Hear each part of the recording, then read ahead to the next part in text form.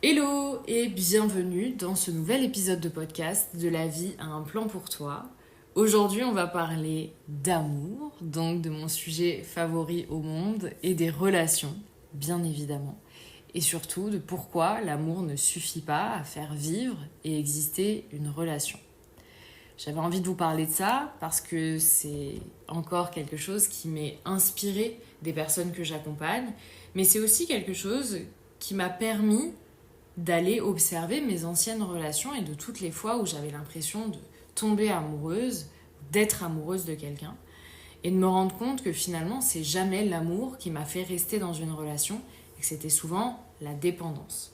J'avais fait un épisode de podcast qui était Amour ou dépendance affective. Je vous invite à aller l'écouter. Je pense que j'aimerais en refaire un autre pour aller plus loin dans ma pensée aujourd'hui. Mais en tout cas, je suis convaincue d'une chose aujourd'hui, avec mon regard, on va dire, de coach, avec mon regard de femme aussi, c'est que l'amour ne suffit pas à faire vivre une relation. Et je vous le dis aussi parce qu'il y a 1 an et demi, je me suis séparée d'une personne. Et s'il y a quelque chose que je garde profondément, c'est que je sais qu'on s'aimait. Mais l'amour n'a pas suffi à faire en sorte qu'on soit épanoui. Pour des raisons qui nous touchaient, on va dire, surtout individuellement, où on n'arrivait pas à trouver le bon équilibre ensemble.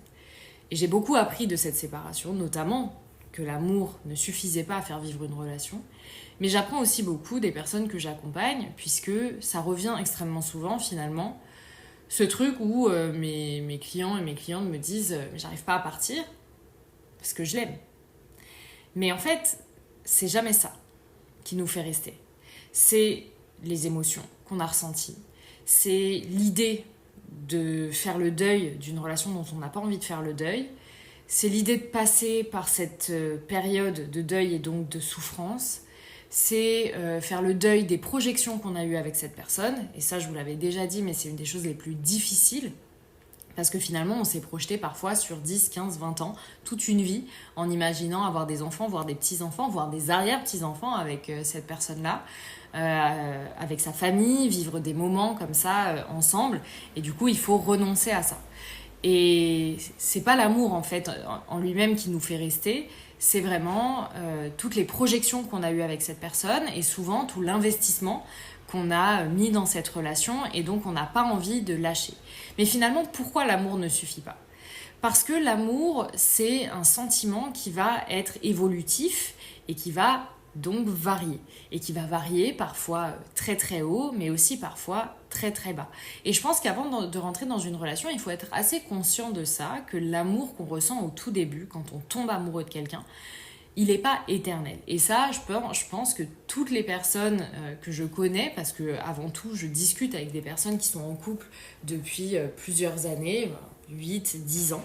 Et il y a une chose qui revient, c'est que l'amour, il a évolué. Et ça ne veut pas dire je t'aime moins, ça veut dire je t'aime différemment qu'au début. Et cet amour-là, il ne va pas suffire, du coup, à faire vivre la relation.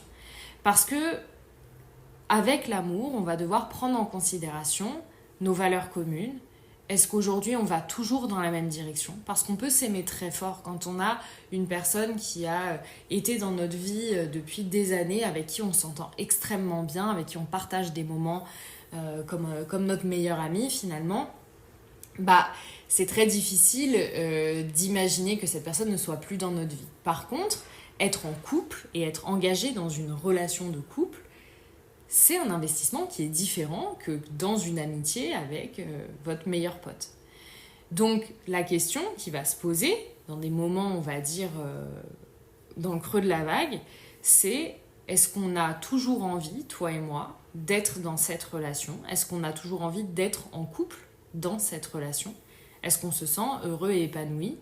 Est-ce qu'on a la conviction et est-ce qu'on a envie de faire les efforts nécessaires pour remonter et ne plus être dans le creux de la vague et s'assurer qu'on va réussir à remonter la pente, à communiquer et à trouver des solutions ensemble. On peut s'aimer extrêmement fort, on peut avoir envie d'être ensemble, mais tout ça, ça va demander, dans des moments plus difficiles, de s'engager pleinement. de s'engager à trouver des solutions, de s'engager parfois à laisser l'espace à l'un ou à l'autre, d'être, de vivre ce moment-là, pendant que l'autre peut-être a besoin de réponses. Et parfois on peut se rendre compte qu'on aime profondément quelqu'un, mais qu'on n'a plus la même vision de la vie, que finalement on n'aura pas envie de donner la même éducation à nos enfants, que c'est plus la personne avec qui on a envie de partager tous les instants de notre vie. Et pourtant, il y a une forme d'amour. Et il y a plein de gens qui sont de l'ancienne génération, ou même des personnes de notre génération avec ce courant de pensée-là, on va dire. C'est quand on se met en couple ou quand on se marie, c'est pour la vie. C'est-à-dire, peu importe ce qu'on traverse, on va y arriver. Et moi, je ne suis pas vraiment là pour donner mon avis, mais en tout cas sur ce point-là. Mais moi, j'aime croire qu'on a le droit de vivre une vie dans laquelle on est quand même un maximum, enfin une grosse partie du temps, très heureux. Et si cette phase avec mon partenaire ne passe pas, est-ce que je vais m'infliger une vie où je vais être partiellement heureuse? Honnêtement, je ne crois pas. Je crois foncièrement que j'aurais envie de me battre pour ma relation. Je sais que c'est pas quelque chose qui me fait peur. Je pense que j'aurais toujours envie de trouver des solutions avant de prendre une décision. Mais je crois aussi que je ne m'infligerai plus le fait d'être malheureuse, et je vous le disais dans mon dernier podcast. Et ça en fait partie. Ce n'est pas parce que je t'aime que je vais m'infliger une vie qui ne me convient pas. Si demain j'ai envie de partir vivre au bout du monde et que tu n'en as pas envie, alors qu'est-ce qui se passe? Est-ce que ça veut dire qu'on ne s'aime pas? Qui doit suivre l'autre? Qui doit sacrifier une partie de sa vie? Je pense que parfois, ça va au-delà de l'amour. Ou en tout cas de ce qu'on croit être l'amour. Donc, quand j'entends parfois « si on s'aime, on doit y arriver », je ne suis pas sûre. Parce que parfois, on se découvre aussi dans la relation, on apprend à mieux se connaître. Et heureusement, je pense que ce sera le travail d'une vie, et un travail qui sera même inconscient. C'est qu'en fait, on évolue, nos pensées évoluent, nos envies évoluent. Et plus ça va, plus nos envies, nos besoins changent. Et donc, parfois, le partenaire avec lequel on évolue n'évolue pas ni au même rythme que nous, ni avec les mêmes envies que nous, avec les mêmes projets, avec les mêmes ambitions. Et parfois, il faut juste savoir dire « je pars ». Je t'aime, mais je pars. Bien sûr que c'est difficile de faire le deuil quand on s'aime. Mais, encore une fois, si je ne suis pas épanouie dans cette relation, si je ressens une forme de frustration dans mon quotidien, si j'ai l'impression de sacrifier une partie de ma vie, je ne crois pas que ce soit de l'amour. En tout cas, ce sera peut-être de l'amour pour l'autre, de le choisir, mais de ne pas se choisir et de se sacrifier complètement, surtout sur une aussi grosse partie de ma vie. Je ne suis pas sûre que ce soit une forme d'amour qui soit saine. Mais ça regarde évidemment chaque personne. Mais n'oubliez pas, quand vous êtes dans une relation, de vous demander si quand vous faites un choix, vous le faites pour vous ou vous le faites pour l'autre. Et si vous le faites pour l'autre, qu'est-ce que vous sacrifiez dans votre propre vie? Et est-ce que vous êtes OK avec le fait de le sacrifier? Je pense que c'est vraiment une question qui est importante. Et je vais vous donner un exemple extrêmement simple qui arrive dans beaucoup de couples aujourd'hui et même autour de moi. C'est la volonté d'avoir un enfant.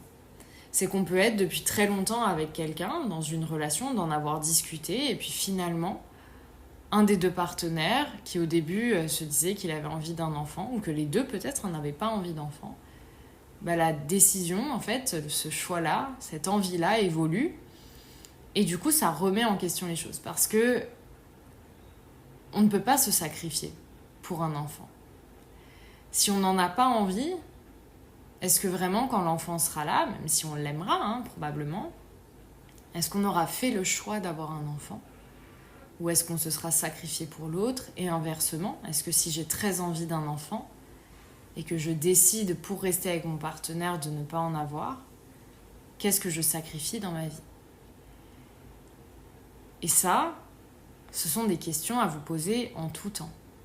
Quand je ressens de la frustration dans ma relation, quand je commence à me réveiller le matin en me demandant si vraiment je suis bien en ce moment, demandez-vous qu'est-ce que je suis en train de sacrifier pour l'autre. Ou qu'est-ce que je suis en train de sacrifier dans ma propre vie pour le regard des autres aussi parfois. Et c'est en ça que l'amour n'est pas suffisant. Et que ce qui va compter, c'est véritablement l'amour de soi. Bien sûr que dans un couple, on fait des concessions. Et c'est pas du tout ce que je remets en question parce que je vous vois venir. Bien sûr qu'il y a des concessions à faire. On peut pas arriver en imposant nos règles. Par contre, on peut discuter. Et il y a un monde entre les concessions et les sacrifices. Un sacrifice, comme son nom l'indique, je trouve même que la sonorité du mot, elle vous coupe. Un sacrifice, c'est vraiment faire taire une partie de soi pour toujours. C'est se couper d'une partie de soi. Alors qu'une concession, c'est trouver un terrain d'entente. Pour moi, c'est aussi ça, un véritable engagement dans le couple. C'est à quel moment on y trouve notre compte. Est-ce que la décision qu'on prend tous les deux aujourd'hui, elle te convient et elle me convient? C'était peut-être pas celle que l'un et l'autre voulaient au départ, mais est-ce que celle-ci, elle est OK pour tous les deux? Parce que c'est toujours une question d'équilibre. C'est est-ce que si moi je dis non, est-ce que je sacrifie une plus grosse partie que l'autre? Est-ce que je prendrais plus en considération le besoin de l'autre parce que je sens que c'est plus important pour lui ou pour elle? Ou est-ce que moi je suis vraiment en train de sacrifier une partie de moi? Et je vous avoue que même quand je le dis, je me dis moi je pense que je pourrais pas. Enfin, en tout cas, je suis pour les concessions. Et dans ma relation, je pense que j'en ai fait déjà et qu'on continuera d'en faire.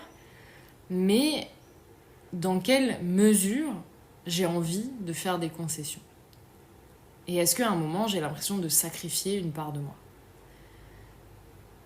Je réfléchis en même temps que je vous parle. Et je trouve que c'est assez intéressant, en fait. C'est là que l'amour n'est pas suffisant dans une relation. C'est vraiment en termes de vision, en termes de valeurs. Et pour moi, il y a plusieurs éléments sur lesquels se concentrer dans une relation, plus que l'amour. C'est est-ce qu'on partage les mêmes valeurs? Est-ce qu'on a la même vision, les mêmes ambitions dans la vie? Est-ce que je me sens en sécurité avec la personne? Est-ce que j'arrive à me projeter avec cette personne dans une vie heureuse sur le long terme? Et est-ce que dans la gestion émotionnelle, on se sent tous les deux entendus? Et est-ce qu'on arrive à bien gérer nos émotions? Est-ce qu'on arrive à bien gérer les conflits? Pourquoi je vous parle de ça en dernier? Parce que je me suis rendu compte ces dernières années, dans ma vie personnelle mais aussi professionnelle, à quel point la gestion émotionnelle et donc la gestion des conflits avait son importance dans la relation, plus que tout le reste. Parce que si un jour on est en désaccord, ce qui va compter, c'est pas le désaccord. C'est pas est-ce qu'on va réussir à convaincre l'autre qu'on a raison. C'est comment je vais me sentir entendue dans la relation. C'est quelle frustration je vais avoir si je ne me sens pas compris et entendu par l'autre. C'est de quelle manière on va gérer ce conflit-là. Est-ce qu'on va décider ensemble de ne pas se parler pendant 15 jours ou est-ce qu'on va décider de se mettre autour d'une table et de parler de ce qui vient de se passer? La gestion émotionnelle, c'est aussi comment, face à mes propres émotions, l'autre va réagir. Est-ce que je vais me sentir en sécurité de me montrer absolument vulnérable envers l'autre? Est-ce que je vais me sentir soutenue par rapport justement à ces émotions-là? Est-ce que le jour où je réagis dans mes blessures et que ça crée un conflit, est-ce que tu seras en mesure d'entendre et de comprendre que c'était mes blessures qui étaient en jeu ici et pas ce que je veux véritablement pour moi? Est-ce que je serai en mesure, le jour où moi je me sentirais blessée peut-être, de comprendre que tu agissais avec tes propres blessures ou est-ce que c'était véritablement toi et ton caractère et ta gestion émotionnelle? Il y a tellement de choses à aller voir qui sont plus importantes que l'amour. Parce que l'amour, lui, il continuera d'évoluer.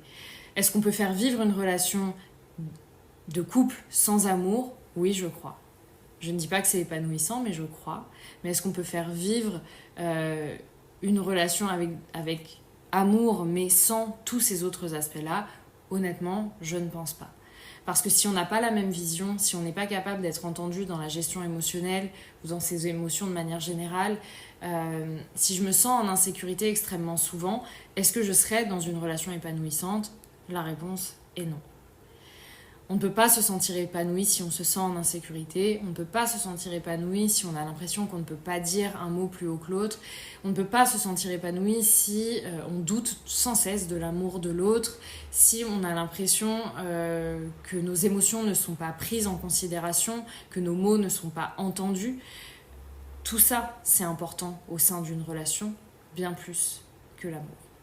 Dites-moi ce que vous en pensez, n'hésitez pas à me dire sur Instagram directement, à me faire un retour de cet épisode de podcast. Je vous le rappelle, mon compte Instagram c'est oria.coaching. Et puis je vous dis à la semaine prochaine et avec tout mon amour, comme toujours.